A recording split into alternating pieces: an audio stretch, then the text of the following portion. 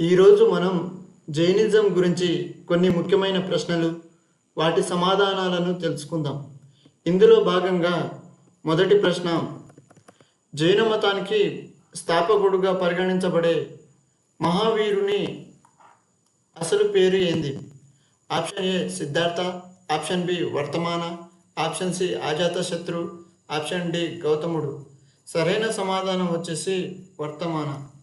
వర్తమాన మహావీరుడు 24వ తీర్థంకరుడు. జైనంలో మొత్తం 24 మంది తీర్థంకరులు ఉంటారు.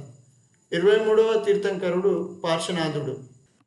తీర్థంకరుడు అనగా వారధిని నిర్మించినవాడు లేదా మార్గము చూపువాడు. రెండవ ప్రశ్న, మహావీరుడు ఏ వర్ణానికి చెందినవాడు?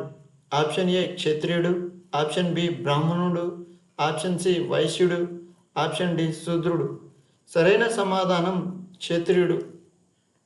జైన సాహిత్యం ప్రకారం మొత్తం 24 మంది తీర్థంకరులు కూడా క్షత్రియ కులానికి చెందినవారు. మొదటి 22 మంది తీర్థంకరుల గురించి చారిత్రక ఆధారాలు లేవు. 23, 24 తీర్థంకరుల గురించి చారిత్రక ఆధారాలు కలవు. 23వ తీర్థంకరుడు పార్శ్వనాథుడు, 24వ తీర్థంకరుడు మహావీరుడు. మూడవ ప్రశ్న, జైన మతంలో మొత్తం తీర్థంకరుల సంఖ్య ఎంత?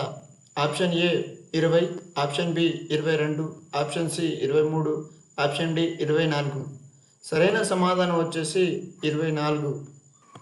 నాలుగవ ప్రశ్న, జైన మతంలోని మొదటి తీర్థంకరుడు ఎవరు? ఆప్షన్ ఏ రిషభనాథుడు, ఆప్షన్ బి అజితనాథుడు, ఆప్షన్ డి పార్శ్వనాథుడు, ఆప్షన్ డి వర్తమాన మహావీరుడు. సరైన సమాధానం వచ్చేసి రిషభనాథుడు. రిషభనాథుడు గురించి ఋగ్వేదంలో పేర్కొనబడింది. రిషభనాథుడు జైన సాహిత్యం ప్రకారం ఇతనికి 2 కుమారులు గలరు. ఒకతను గోమటేశ్వర బాహుబలి, రెండో అతను భరతుడు. ఋషభనాథుని కూతురు పేరు బ్రాహ్మి. జైన సాహిత్యం ప్రకారం బ్రాహ్మీ లిపిని ఈమెనే కనుగొన్నది. ఋషభనాథుడు, గోమటేశ్వరుడు ఇద్దరు అస్మక రాజ్యాన్ని పరిపాలించారు. ఐదవ ప్రశ్న, మహావీరుడు ఏ శతాబ్దంలో జీవించాడు? ఆప్షన్ ఏ క్రీస్తుపూర్వం 5వ శతాబ్దం, ఆప్షన్ బి క్రీస్తుపూర్వం 6వ శతాబ్దం, ఆప్షన్ సి క్రీస్తుపూర్వం 4వ శతాబ్దం, ఆప్షన్ డి క్రీస్తుపూర్వం 7వ శతాబ్దం. సరైన సమాధానం క్రీస్తుపూర్వం 6వ శతాబ్దం. 0 నుంచి 99 సంవత్సరాలను 1వ శతాబ్దంగా పేర్కొంటారు. 100 నుంచి 199 సంవత్సరాలను 2వ శతాబ్దము. ఇలా వర్తమాన మహావీరుడు జన్మించిన సంవత్సరం 540, మరణించిన సంవత్సరం 468. ఈ 500 నుంచి 599 వరకు మధ్య కాలాన్ని 6వ శతాబ్దంగా పేర్కొంటారు. ప్రస్తుతం మనం 21వ శతాబ్దంలో ఉన్నాము. 2000 సంవత్సరం నుంచి 2099 మధ్య కాలాన్ని 21వ శతాబ్దంగా పేర్కొంటారు. 6వ ప్రశ్న, జైన మతంలో త్రిరత్నాలు ఏవి? ఆప్షన్ ఏ సత్యం, అహింస, దానం, ఆప్షన్ బి సమ్యక్, ఈ ఆప్షన్స్ మార్చుకోండి, సమ్యక్ క్రియ,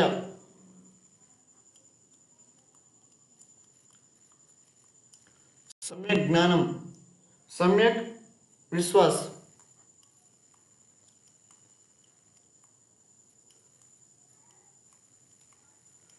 సమ్యక్ క్రియ, సమ్యక్ జ్ఞానం, సమ్యక్ విశ్వాస్. సమ్యక్ అనగా సరైన క్రియ, సరైన జ్ఞానం, సరైన విశ్వాస్. ఆప్షన్ సి సత్యం, దయ, క్షమ, ఆప్షన్ డి ధర్మం, జ్ఞానం, తపస్సు. జైన మతంలో త్రిరత్నాలు ఏవి?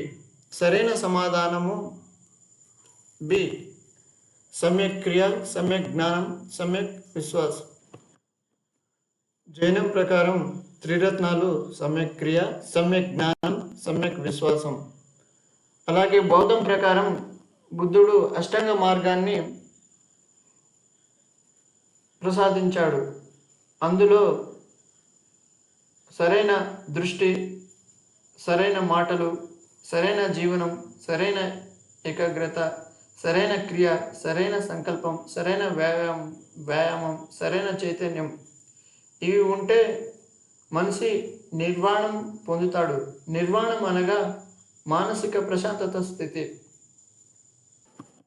7వ ప్రశ్న, జైన మతంలో అహింస సిద్ధాంతాన్ని బలంగా ప్రాచుర్యం చేసిన తీర్థంకరుడు ఎవరు?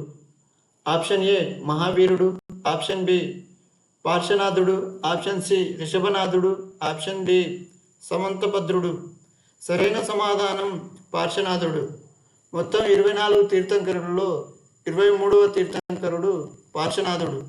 పార్శ్వనాథుడు నిగ్రంథ సూత్రాలను ప్రవేశపెడతాడు. అవి సత్యం,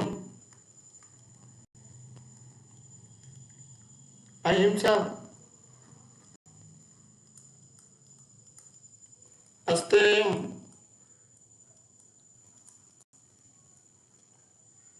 అపరిగ్రహం.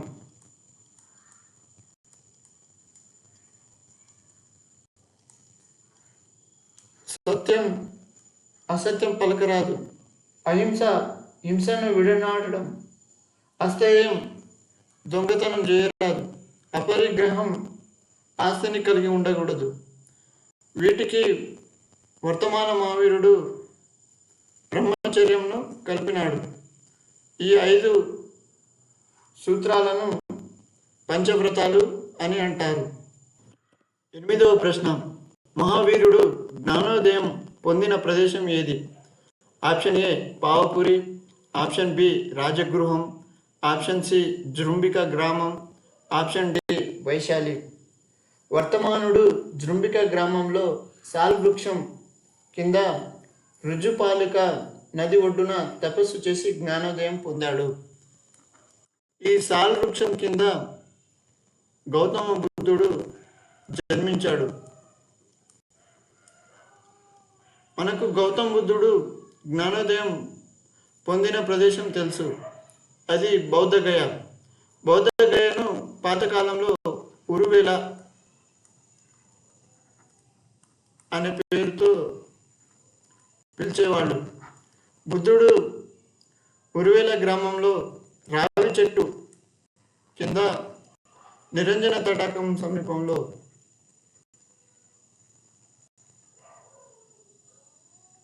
రావి చెట్టు కింద జ్ఞానోదయం పొందాడు. 9వ ప్రశ్న, జైన మతం ప్రకారం ఆత్మ విముక్తి పొందడానికి మార్గం ఏది? ఆప్షన్ ఏ తపస్సు, ఆప్షన్ బి భక్తి, ఆప్షన్ సి త్రిరత్నాల అనుకరణ, ఆప్షన్ డి యజ్ఞాలు.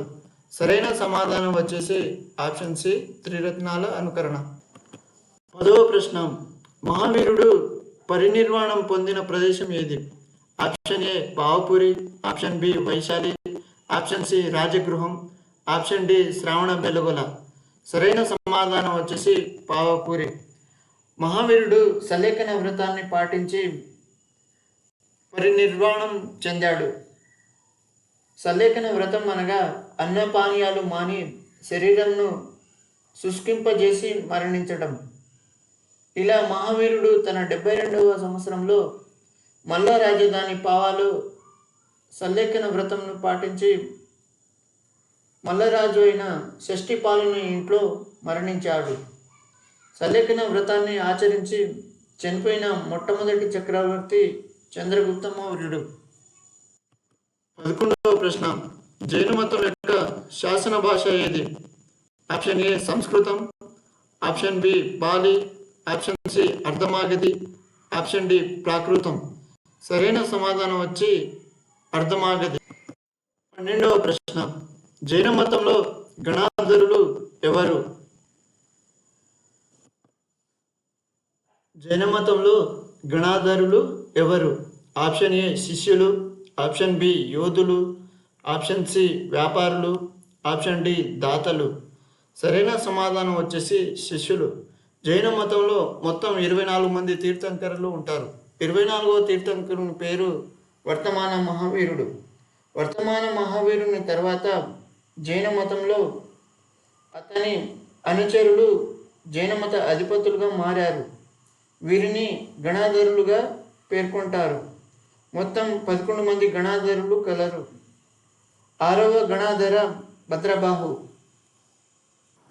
జైన మతం తర్వాతి కాలంలో 2 శాఖలుగా విభజించబడింది. ఒకటి శ్వేతాంబరులు, 2 దిగంబరులు. ఈ దిగంబరులకు భద్రబాహుడు నాయకత్వం వహిస్తారు. శ్వేతాంబరులకు శూలభద్రుడు నాయకత్వం వహిస్తాడు. 13వ ప్రశ్న, మహావీరుడి కాలంలో మగధ రాజు ఎవరు? ఆప్షన్ ఏ బింబిసారుడు, option B Ajatashatru, option C శిశునాగుడు, ఆప్షన్ డి ప్రతిఘటమిత్రుడు. సరైన సమాధానము అజాతశత్రువు వస్తుండు, బింబిసారుడు వస్తాడు. మహావీరుని కాలము క్రీస్తుపూర్వం 540 నుంచి 468.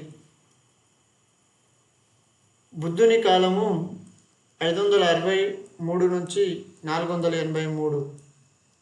అజాతశత్రువు కాలము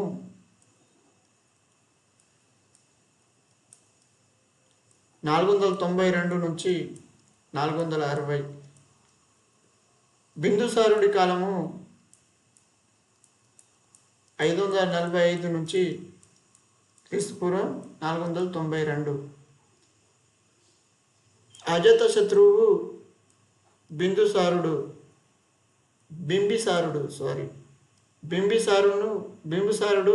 అజాతశత్రువు మగధకు రాజులుగా ఉన్నప్పుడు వర్తమాన మహావీరుడు బుద్ధుడు మగధ రాజ్యంలో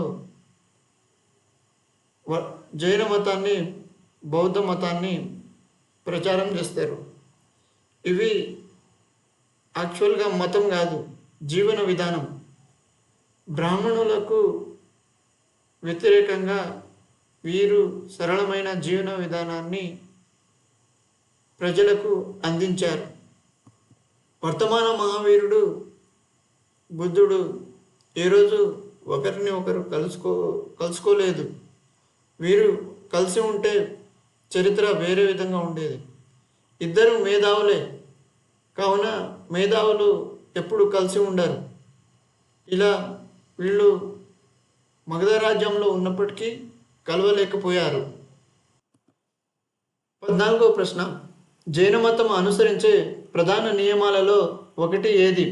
ఆప్షన్ ఏ సత్యం, ఆప్షన్ బి మితాహారం, ఆప్షన్ సి స్నానం, ఆప్షన్ డి యజ్ఞం. సరైన సమాధానం వచ్చేసి సత్యం. పంచవ్రతాలు జైన సూత్రాలు. అవి సత్యం, అహింస, అస్తేయం, అపరిగ్రహం, బ్రహ్మచర్యం. బ్రహ్మచర్యంను వర్తమాన మహావీరుడు కల్పినాడు. ఈ సూత్రాలను పంచవ్రతాలు అంటారు. 15వ ప్రశ్న, జైన మతం ప్రధానంగా విభజించబడిన 2 ఉపసంఘాలు ఏవి? Option A Shvetambara Digambara, option B Shaiva Vaishnava, option C Mahayana హీనయానం, ఆప్షన్ డి చార్వక అజ్విక. సరైన సమాధానం వచ్చి శ్వేతాంబర దిగంబర. క్రీస్తుపూర్వం 300 సంవత్సరంలో జైన మతం దిగంబరం, శ్వేతాంబరులుగా విడిపోయింది. జైన మతం విడిపోవడానికి గల కారణాలను హేమచంద్ర సూరి రచించిన పరిశిష్ట పర్వన్ అనే పుస్తకం వివరిస్తుంది. పరిశిష్ట పర్వన్ ప్రకారం జైన మతం చీలికకు గల కారణాలు: చంద్రగుప్త మౌర్యుడు రాజుగా ఉన్నప్పుడు మగధలో 12 సంవత్సరాల పాటు కరువు వచ్చింది. గంగానది లోయలో కరువు సమయంలో 12,000 మంది జైన సన్యాసులు భద్రబాహు నాయకత్వంలో దక్షిణ ప్రాంతంకు వలస వెళ్ళారు. ఈ 12,000 మంది జైన సన్యాసులు మరియు చంద్రగుప్త మౌర్యుడు అక్కడ దిగంబర జైనంను స్వీకరించారు. మగధలో గల సన్యాసులు స్థూలభద్ర నాయకత్వంలో శ్వేతాంబరులు అయినారు. పరిశిష్ట పర్వం ప్రకారం చంద్రగుప్త మౌర్యుడు శ్రావణ బెలగలలో సల్లేఖన వ్రతం ఆచరించి మరణించాడు. ఈ కరువు కారణంగా కొంతమంది జైన సన్యాసులు దక్షిణ ప్రాంతానికి వెళ్ళినప్పుడు స్థూలభద్రుడు శ్వేతంబర శాఖకు నాయకత్వం వహిస్తాడు. దిగంబరులు భద్రబాహు ఆధ్వర్యంలో ఉండి తిరిగి కరువు పోయిన తర్వాత మళ్ళా మగధకు వచ్చి చూడగా జైన మత అనుచరులు తెల్లని వస్త్రాలు ధరించి ఉంటారు. భద్రబాహుడు దక్షిణానికి వెళ్ళి తిరిగి రాగా వీళ్లను శ్వేతంబరులను చూసి షాక్ అవుతాడు. నియమాలు మార్చుకున్నారు, తెల్లని వస్త్రాలను ధరిస్తున్నారు. ఇది దిగంబరులకు అంతగా నచ్చలేదు. వీళ్ళు దక్షిణానికి వెళ్ళినప్పుడు శ్వేతంబరులు స్థూలభద్రుని ఆధ్వర్యంలో ఒక జైన పరిషత్ను నిర్వహించడం జరిగింది. అది క్రీస్తుపూర్వం 300 శతాబ్దంలో పాటలిపుత్రంలో స్థూలభద్రుడు అధ్యక్షుడుగా ఉంటూ మొదటి జైన పరిషత్తు నిర్వహించబడింది. దీనిని దిగంబరులు బహిష్కరించారు. జైన మతం ప్రధానంగా విభజించబడిన 2 ఉపసంఘాలు. అవి ఒకటి శ్వేతంబర, రెండోది